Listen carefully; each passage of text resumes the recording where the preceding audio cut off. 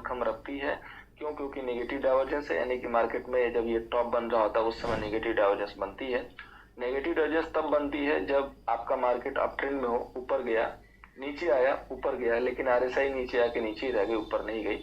यानी कि आरएसआई बोल रही है कि अब मैं थक चुकी हूँ, मैं ऊपर नहीं जा सकती, और उस समय दोनों के बीच में डाइवर्जेंस क्रिएट होता है, जिसको बोलते हैं नेगेटिव। अगर टॉप पे बनेगा तो नेगेटिव, बॉटम पे बनेगा तो पॉजिटिव। इस वजह से याद रखिएगा, डाउन ट्रेंड खत्म होने को है तो पॉजिटिव बनेगा, अप ट्रेंड खत्म होने को है तो निगेटिव बनेगा। अब इसको किससे यूज करना है, कैसे यूज करना है, टाइम फ्रेम क्या होना चाहिए? देखिए, टाइम फ्रेम आप 5 मिनट से यूज कर सकते हो इसका, ठीक है। और जितने बड़े टाइम फ्रेम होंगे उतने टारगेट होंगे। एंट्री एग्जिट बहुत ही सरल है, बहुत ही इजी है। एंट्री एग्जिट के लिए क्या करना है आपको? सिर्फ लो कैसे लगाना है, हाई कैसे लगाना। अगर आप सेल कर रहे हो तो हाई कैसे लगाइए, और अगर आप बाई कर रहे हो तो लो कैसे लगाइए। अभी देखिए, आपको मैं जो है निफ्टी का जो चार्ट है इस पे जो है दिखाता हूँ। मैंने देखा नहीं है लाइव में कि डाइवर्जेंस बना था कि नहीं इसके पहले वाला, क्योंकि उस समय मैं इसको डाइवर्जेंस पे ट्रेड नहीं दिया था डाइवर्जेंस, और अगर देखा भी हूँ तो शायद मुझे याद ना हो, लेकिन हम लोग जो देखेंगे यहाँ पे लाइव में। तो हमने इसको रीसेट मार दिया। अभी सबसे पहला इंपॉर्टेंट चीज कि कभी भी जब आप डाइवर्जेंस चेक करेंगे तो ये जो चार्ट है इसको आप एरिया या लाइन चार्ट में रखिएगा। एरिया या लाइन चार्ट में हमेशा याद रखिएगा कि एरिया लाइन चार्ट में रखना है। कैंडल स्टिक में डाइवर्जेंस आप नहीं निकाल पाओगे, गलती हो जाएगी। जैसे निकाल देंगे, अभी आपको ये लग रहा है कि यहाँ से मार्केट गिरने वाला है, गिर सकता है कि नहीं, टॉप बना हुआ है, या यहाँ से मार्केट बढ़ सकता है कि नहीं, बढ़ने वाला है कि नहीं, या यहाँ से हम स्टार्ट करते हैं, ठीक है। तो सिंपल सा एक यहाँ से छोटी सी ट्रेंड लाइन लीजिए जो आप प्लॉट करते हो, और यहाँ से जहां भी 2 बॉटम बनाओ यहाँ पे प्लॉट कीजिए, और जहां पे ऊपर आपने प्लॉट किया है ना, सेम नीचे यहाँ भी ऐसे प्लॉट कीजिए। और हमेशा याद रखिएगा दोस्तों, 2 इंपॉर्टेंट चीज यहाँ पे कि अगर आपने इसमें यहाँ मिलाया है तो जस्ट उसके सामने आप यहाँ मिलाएंगे, इसमें अगर यहाँ मिलाया है तो यहाँ मिलाएंगे। इन दोनों के बीच के मोमेंट में कोई दूसरा बॉटम नहीं होना चाहिए, यानी कि दूसरा इस टाइप का मोमेंट नहीं होना चाहिए। अगर इस हिसाब से बना है तो यहीं पे प्लॉट करेंगे। अगर ऐसे गया, इसमें भी तीसरा आया हुआ है, तो ऐसा नहीं कि इसको छोड़ के इसको प्लॉट कर रहे हैं, ये मत कीजिएगा गलती कभी, ठीक है। हमेशा 2 टिप के बीच में, 2 बॉटम के बीच में कोई भी लेवल नहीं आना चाहिए।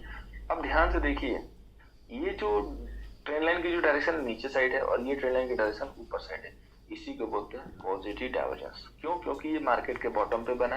आरएसआई की वैल्यू आपकी बिल्कुल 20 के भी नीचे है, और यहाँ पे स्टॉक कह सकते हैं कि बहुत गिरा हुआ है। गिरने के बाद अब कैंडल स्टिक में देखेंगे तो आपको सामने जो है बिल्कुल मैजिकल मूव होते हुए दिख जाएंगे। यहाँ से देखिए, अगर आपने यहाँ से बाई किया 16,500 से, तो स्टॉक कहाँ तक गया? 16,573। इसके बाद अगेन मार्केट गिरा, और अगेन यहाँ पे डाइवर्जेंस जो क्रिएट किया हुआ। कैसे चेक करना है? सिंपल है, लाइन चार्ट लगाइए, एक ट्रेंड लाइन यहाँ मारिए, ठीक है, यहाँ पे आपने मारा, और दूसरा ट्रेंड लाइन जस्ट उसके नीचे मारिए, यहाँ से यहाँ। अब इन दोनों के बीच में देखिए, ये काफी नीचे स्लाइड चुका हुआ है बिल्कुल, और ये बिल्कुल हल्का सा चुका हुआ है। दोनों के बीच में डिफरेंस है, डाइवर्जेंस बन गया। अब कुछ केसेस में डाइवर्जेंस ऐसे भी बनता है कि ये जो है यहाँ पे फ्लैट हो जाएगा, और नीचे जो बनेगा, नीचे जब आप प्लॉट करेंगे तो वैसे हो जाएगा, ठीक है।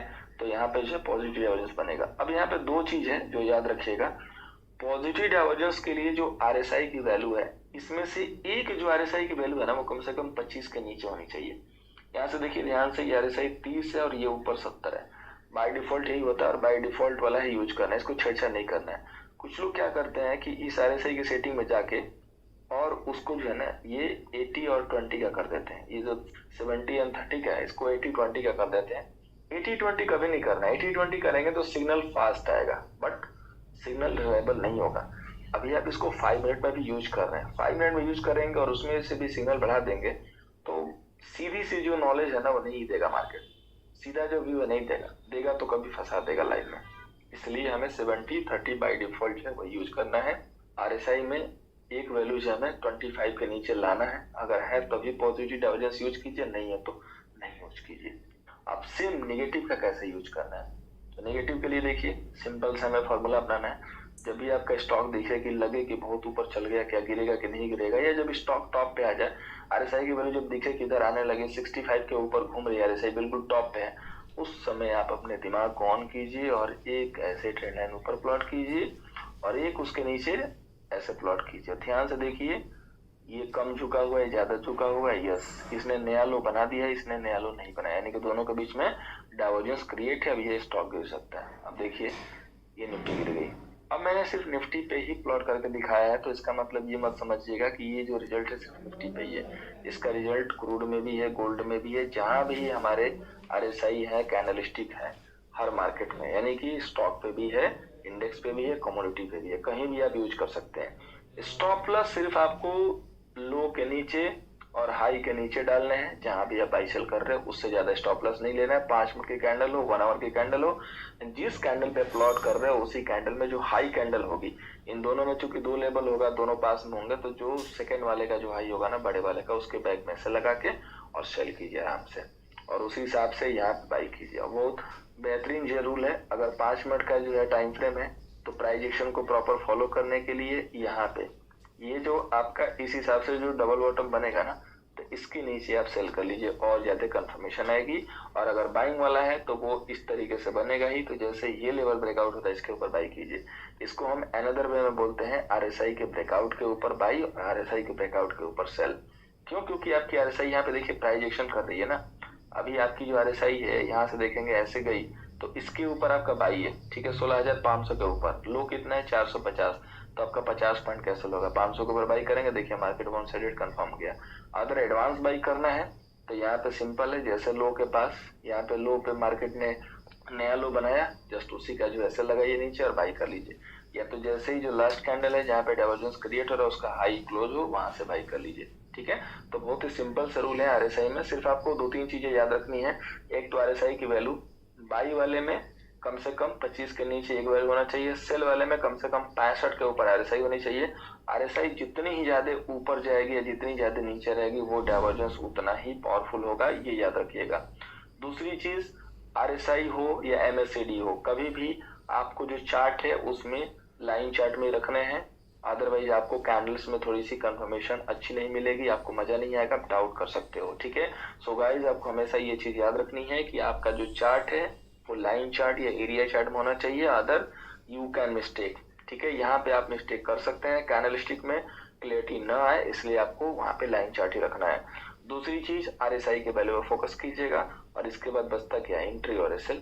तो एंट्री आपको जिस हिसाब से मैंने बताया करना है, SL आपको लो हाई का बैक रखना है, और टारगेट जो इंट्राडे का कोर टारगेट है वो रूल लगा के एंजॉय करना है। और अक्सर जब मार्केट बहुत ज्यादा गिर जाता है वहां पे डाइवर्जेंस बनते हैं, याद रखिएगा, ये न्यूज आने के पहले डाइवर्जेंस बनते हैं, ठीक है। तो आज की जो क्लास है हम लोगों का, वो हम लोग जो है दोस्तों यहीं पे कंप्लीट करेंगे।